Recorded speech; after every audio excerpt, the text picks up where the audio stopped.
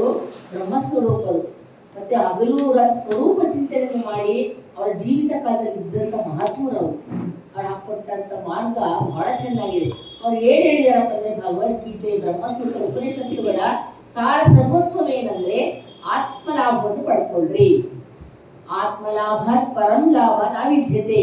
6ನೇ ಅಧ್ಯಾಯದಲ್ಲಿ ಶ್ರೀಕೃಷ್ಣ ಭಗವಂತ 22ನೇ ಶ್ಲೋಕದಲ್ಲಿ ಯಂ ಗಬ್ಧ್ವಾ ಚಾಪರಂ ಲಾಭಂ ಮನ್ಯತೆ ನಾಧಿಕಂ ತಟಃ ಅಂತ ಹೇಳಿದ್ದಾರೆ. ಅಂದ್ರೆ ಎಲ್ಲಾ ಲಾಭಕ್ಕಿಂತ ಸಹ ಆತ್ಮಲಾಭ ಬಹಳ ಶ್ರೇಷ್ಠವಾದದ್ದು.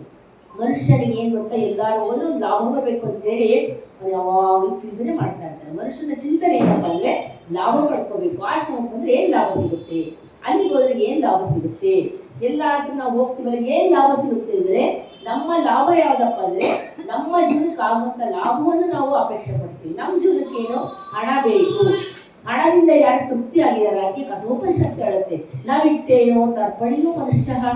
ಯಾರು ಹಣದಿಂದ ಯಾರು ಇದುವರೆಗೆ ಸಂತೃಪ್ತಿ ಪಡೆದಿಲ್ಲ ಅಂತ ಹಣಕ್ಕೋಸ್ಕರ ಜಗತ್ತಿನಲ್ಲಿ ಯಾಕೆ ಇಷ್ಟೊಂದು ವ್ಯಾಮೋಹದಿಂದ ಇದ್ದೀರಾ ಅಂತ ಹೇಳ್ಬಿಟ್ಟು ಎಲ್ಲ ವೇದಾಂತಗಳು ಹೇಳೋದು ಆತ್ಮಲಾಭವನ್ನು ಪಡ್ಕೊಳ್ಳಿ ಅಂತ ಆತ್ಮಲಾಭವನ್ನು ಯಾವಾಗ ಪಡ್ಕೊಳ್ತೀವಪ್ಪ ಅಂದ್ರೆ ಯಾವಾಗ ಇಂಥ ಮಹಾತ್ಮರ ಒಂದು ಪುಣ್ಯಾರಾಧನೆ ಭಾಗಿಯಾಗ್ತೀವೋ, ಮಹಾತ್ಮರ ವಚನಗಳು ಕೇಳ್ತೀವೋ, ಈ ವೇದಾಂತ ಮೂಲಕವಾಗಿ ನಮ್ಮ ಮನಸ್ಸು ಏನಾಗುತ್ತೆ, ಪರಿಶುದ್ಧವಾಗುತ್ತೆ. ಅಂತಹ ಮನಸ್ಸಿನಲ್ಲಿ ಅಂತಃಕರಣದಲ್ಲಿ ಆತ್ಮನ ಆನಂದ ಪ್ರತಿನಿಧಿಸಿದಾಗ ಹೌದು ಈ ಜನ್ಮ ನಾವು ಆಗ್ತಾ ಇದೆ. ಅದಕ್ಕೆ ಧರ್ಮರಾಯನ ಸಂಹಿತೆಯಲ್ಲಿ ಒಂದು ಸಂಹಿತೆ ಬರುತ್ತೆ, ಅನಿತ್ಯಾಣಿಚ ಶರೀರಾಣಿ ವಿಭವೋನೈವ ಶಾಶ್ವತ. ಈ ಶರೀರಗಳು ಏನಿದೆಯೋ ಇವತ್ತಲ್ಲ ನಾಳೆ ಹೋಗುವಂತ ಶರೀರ ಇವಲ್ಲ, ಇಂಥವ ಇವು ಯಾವುದೇ ಕಾರಣದ ಶರೀರ ಸಾಧ್ಯವೇ ಇಲ್ಲ. ಅನಿತ್ಯಾಂತ ಶರೀರ ವಿಭವೋ ನೈವ ಶಾಶ್ವತ. ಶಾಶ್ವತ ಪಡ್ಕೊಳ್ರಿ. ಯಾವುದು ಕರ್ತವ್ಯೋ ಧರ್ಮ ಸಂಗ್ರಹ. ಇವೇನು ಮಾಡ್ತಿರೋ ಧರ್ಮವನ್ನು ಸಂಗ್ರಹ ಮಾಡ್ರಿ ಅಂತ ಹೇಳುತ್ತೆ. ಅದಕ್ಕೆ ನಮ್ಮ ಒಂದು ಪ್ರಾಪಂಚಿಕ ಒಂದು ಇದರಲ್ಲಿ ಏನಿದೆಯಪ್ಪ ಅಂದ್ರೆ ಹಣಕ್ಕೆ ಬಹಳ ವ್ಯಾಮೋಹವನ್ನು ಮನುಷ್ಯನು ಕೊಡ್ತಾ ಇದ್ದಾನೆ. ಅದಕ್ಕೆ ಏನ್ ಹೇಳ್ತಾರಪ್ಪ ಅಂದ್ರೆ ಪ್ರಯೋಜನ ಮನುದಿಷ್ಟ ಮಂದೋಪಿ ಪ್ರವರ್ತತೆ. ಅಂದ್ರೆ ಯಾವ ಮನುಷ್ಯನೇ ಆಗ್ಲಿ ಒಂದು ಲಾಭಕ್ಕೋಸ್ಕರ ಆಗಲು ರಾತ್ರಿ ಅವನು ಹಾಯ್ತೊರಿತಾ ಇರ್ತಾನೆ. ಪ್ರಯೋಜನ ಇಲ್ಲದ ಕೆಲಸ ಯಾವ ಮನುಷ್ಯನು ಮಾಡೋದಿಲ್ಲ ಅಂತ ಹೇಳುತ್ತೆ. ಅದಕ್ಕೆ ಒಂದು ಉದಾಹರಣೆ ಜ್ಞಾಪಕ ಬರ್ತದೆ. ಹಣ ಅಂತ ಹೇಳಿ ಯಾಕೆ ಈ ಲೌಕಿಕ ಜಗತ್ತಿನಲ್ಲಿ ಇಷ್ಟೊಂದು ಆಗ್ತಾ ಇದೆ ಅಂದ್ರೆ, ಒಬ್ರು ಸಾಧುಗಳು ಗಂಗಾ ನದಿ ದಂಡೆಯಲ್ಲಿ ಕುತ್ಕೊಂಡು ಅನುಸಂಧಾನ ಮಾಡ್ತಾ ಇದ್ದಂತೆ.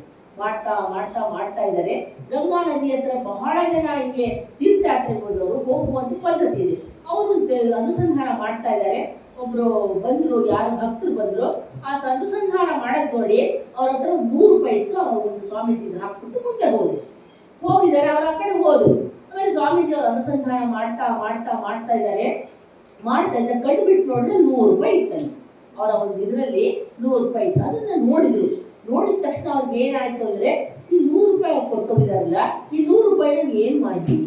ಇಲ್ಲಿ ಗಂಗಾ ನದಿ ದಂಡೆಯಲ್ಲಿ ಬಹಳ ಚಳಿ ಅಲ್ವಾ, ಈ ಚಳಿಗೆ ಒಂದು ರಗ್ಗು ತಗೊಂಡ್ಲು, ಅಥವಾ ಇವತ್ತಲ್ಲ ನಾಳೆ ನನಗೆ ಕುಟೀರ ಬೇಕು, ಕುಟೀರಕ್ಕೆ ಹಾಕೋಕ್ಕೋಸ್ಕರ ಈ ಹಣವನ್ನು ಹಂಗೆ ಸಂಗ್ರಹ ಮಾಡ್ಲು, ಅಥವಾ ನನಗೆ ಅಕಸ್ಮಾತ್ ಈ ದೇಹಕ್ಕೆ ವ್ಯಾಧಿ ಬಂದಾಗ ಯಾರು ನೋಡ್ಕೊಳ್ತಾರೆ? ಸಾಧು ಸಂತರಿಗೆ ಯಾರು ನೋಡ್ಕೋಬೇಕು?